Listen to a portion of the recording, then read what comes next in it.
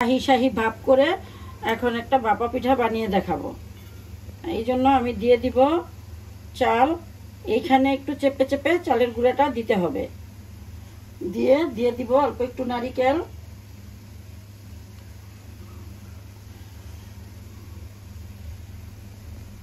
হালকা একটু গুড়, বেশি না, একদম অল্প করে দিব।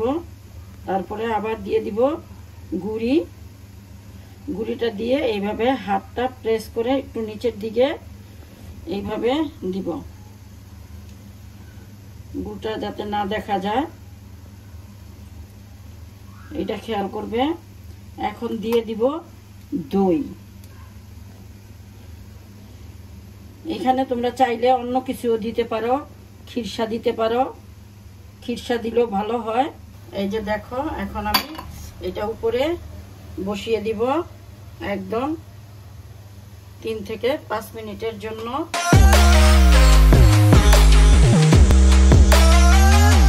আসসালামু আলাইকুম ভিউয়ার্স, আমি আরেকটি রেসিপি নিয়ে হাজির হলাম। একদম সহজভাবে তোমাদের আমি ভাপা পিঠা বানিয়ে দেখাবো। আমার এই চালের গুঁড়িটা ফ্রোজেন, এটা এই নাজিরশাল চালের গুঁড়ি। এখন আমি এখানে দিয়ে দিব আন্দাজ মতো লবণ। এইখানে 3-3.5 কাপের মতো চালের গুঁড়া আছে। লবণটা ভালো মতো মিশিয়ে দিয়ে দিব আমি দুধ, লিকুইড দুধ। তোমরা চাইলে গুঁড়া দুধও দিতে পারো। আমি অবশ্যই এখানে এক চামচ গুঁড়া দুধও মিশাইছি।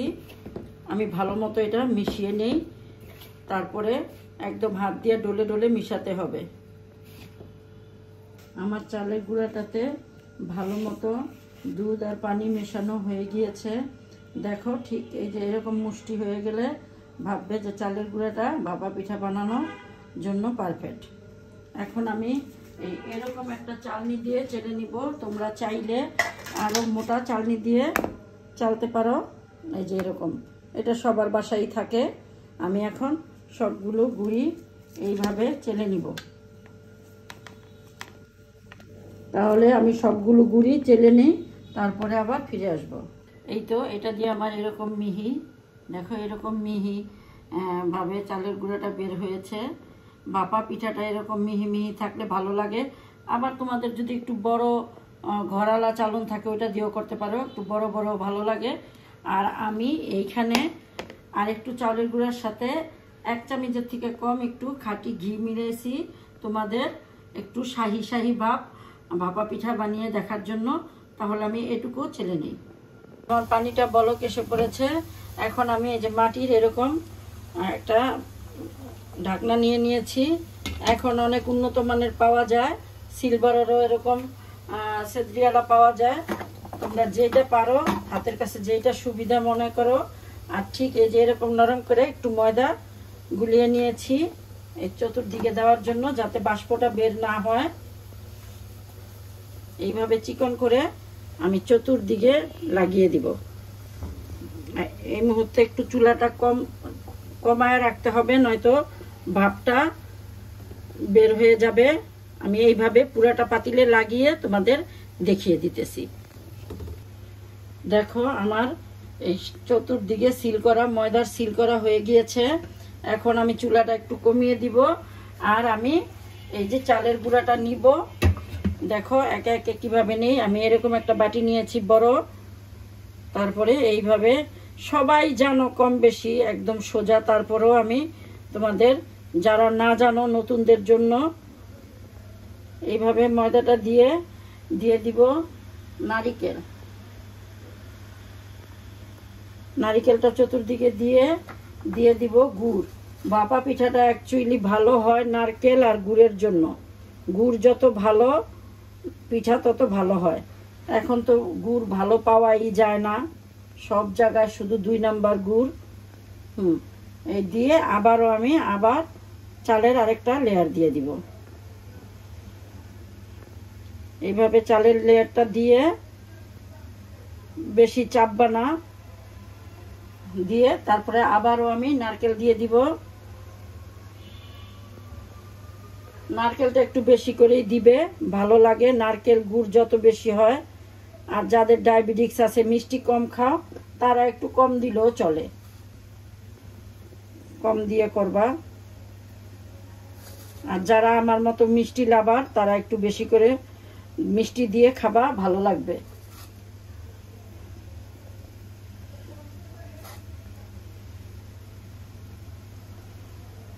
দিয়ে আবারও চাল গুঁড়ি দিয়ে দিলাম।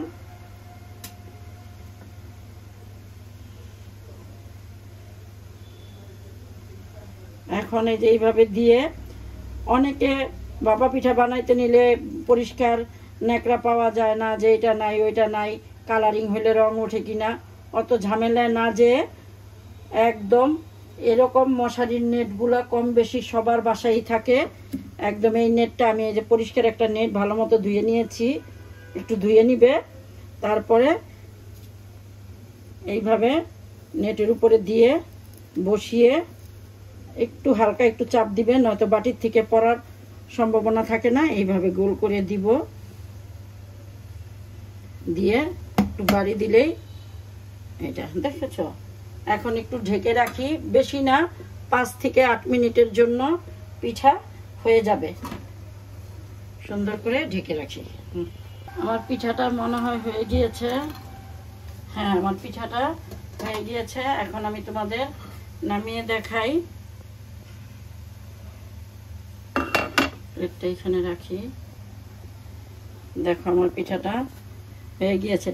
যখন বুঝবে যে চালের গুঁড়ার রং পরিবর্তন হয়ে গিয়েছে, তখনই ভাববে পিঠাটা হয়ে গিয়েছে। দেখো এই যে দেখেছো, আমি এইভাবে আরো পিঠা বানিয়ে তোমাদের দেখিয়ে দিব। এখন আমি যে গুঁড়িটাতে ঘি মিশিয়েছি, তোমাদের একটু শাহি শাহি ভাব করে এখন একটা ভাপা পিঠা বানিয়ে দেখাবো। এই জন্য আমি দিয়ে দিব চাল। এইখানে একটু চেপে চেপে চালের গুঁড়াটা দিতে হবে। দিয়ে দিব অল্প একটু নারিকেল,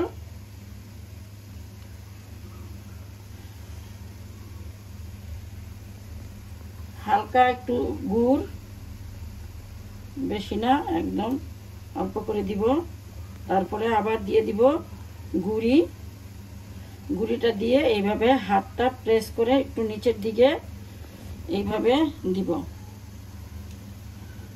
গুড়টা যাতে না দেখা যায়, এটা খেয়াল করবে। এখন দিয়ে দিব দই। এখানে তোমরা চাইলে অন্য কিছুও দিতে পারো, খিরসা দিতে পারো, খিরসা দিলেও ভালো হয়। আমি দই দিলাম। হ্যাঁ, এখন আমি আবার উপরে একটু চাল দিয়ে দিব, সরি চালের গুঁড়া দিয়ে দিব, দিয়ে তারপরে দিয়ে দিব নারিকেল, তারপরে দিয়ে দিব কতগুলো পেস্তা বাদাম, ছোট ছোট করে কাটা পেস্তা বাদাম,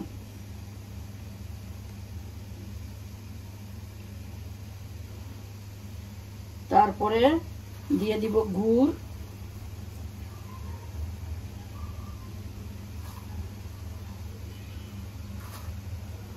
তারপরে আবার আরেকটু নারকেল দিয়ে দিব,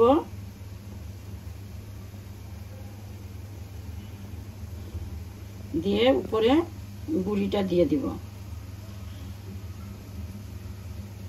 গুঁড়িটা দিয়ে এইভাবে হাতে একটু হালকা ভাবে চাপ দিবে, বেশি চাপ দিবে না।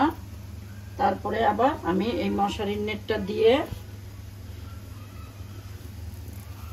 চুলায় এইভাবে বসিয়ে, তারপর হাত দিয়ে একটু প্রেস করে, দেখেছো কত সুন্দর একটা ডিজাইন আসছে। আমি এটা ঢাকা দিয়ে রাখলাম, 5 মিনিট পরে এটা উঠাবো।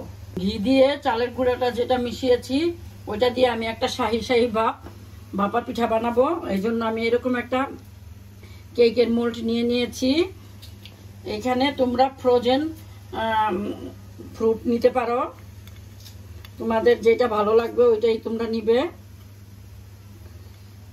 আমি এরকম ফ্রোজেন নিছি, একটু সুন্দর করে সাজাবো, এই জন্য মাঝখানে এইভাবে গোল করে দিয়ে দিলাম। এটা হলো চেরি, চেরিটা দিয়ে দিলাম। তোমরা ফ্রোজেন যে কোনো ফ্রুটস দিতে পারো, শুধু চেরিটাই দিবে তা না। তারপরে দিয়ে দিব বাদাম,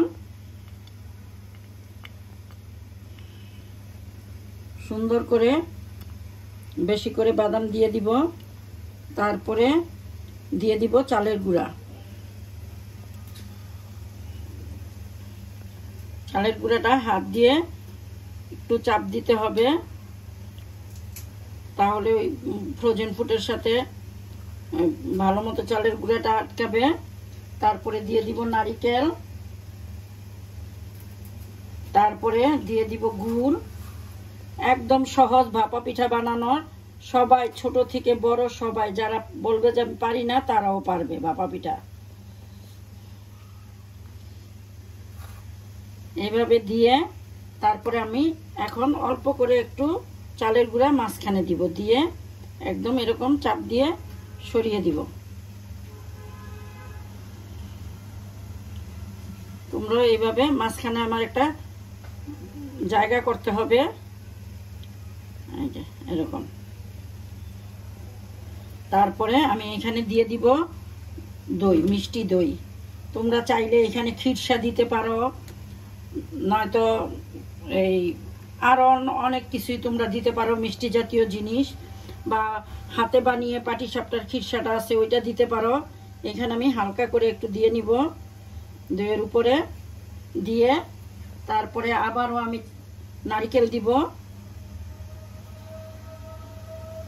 পিঠা রান্না অবশ্য একটা আর্ট, তুমি যত দিবে, যতভাবে পরিবেশন করতে পারো তোমার অত সুন্দর হবে।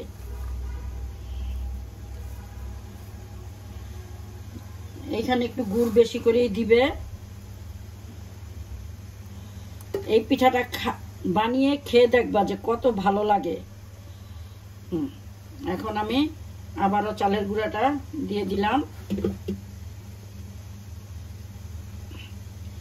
আমি এর আগে আরেকটা বানিয়ে চুলায় দিয়ে দিয়েছি, চুলা খালি যাবে। এখন ওইটা উঠিয়ে এটা দিয়ে দিব। রাখলাম এইখানে,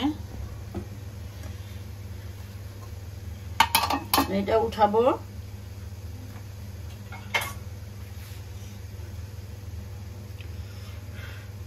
দেখো কি সুন্দর ডিজাইনটা হয়েছে, এই যে দেখো। এটা আমি নামিয়ে ওইটা দিই।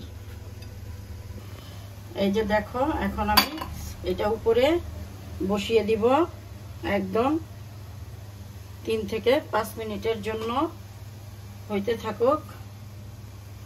তারপর নামিয়ে তোমাদের দেখাবো। আরেকটা দিয়ে দিলাম, এখন ঢাকা দিয়ে দেই। তারপরে আবার 4 থেকে 5 মিনিটের জন্য রাখি। একে একে আমি সমস্ত পিঠাগুলো বানিয়ে তোমাদের পরিবেশন করে দেখিয়ে দিব।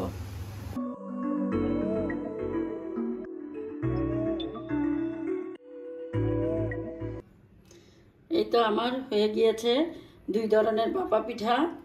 আমি তোমাদের শাহী ভাপা পিঠাটা কেটে দেখিয়ে দেই ভিতরে কিরকম। দেখো, এই যে ভিতরে দইয়ের একটা লেয়ার আছে। ঠিক এইভাবে তোমরা ভাপা পিঠাটা বানিয়ে বাসায় সহজভাবে খেয়ে দেখো, ভালো লাগবে। ভালো লাগলে আমাকে লাইকস, কমেন্টস এবং সাবস্ক্রাইব করে আমার পাশে থেকো। আল্লাহ হাফেজ।